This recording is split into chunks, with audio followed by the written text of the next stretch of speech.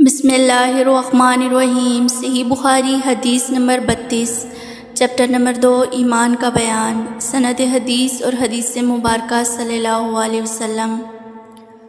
ہمارے سامنے ابو الولید نے بیان کیا، انہوں نے کہا ہم سے شعبہ نے بیان کیا۔ دوسری سند اور امام بخاری رحمۃ اللہ نے کہا کہ ہم سے اسی حدیث کو بشر نے بیان کیا، ان سے محمد نے، ان سے شعبہ نے، انہوں نے سلیمان سے، انہوں نے علقمہ سے، انہوں نے عبداللہ بن مسعود رضی اللہ تعالیٰ عنہ سے۔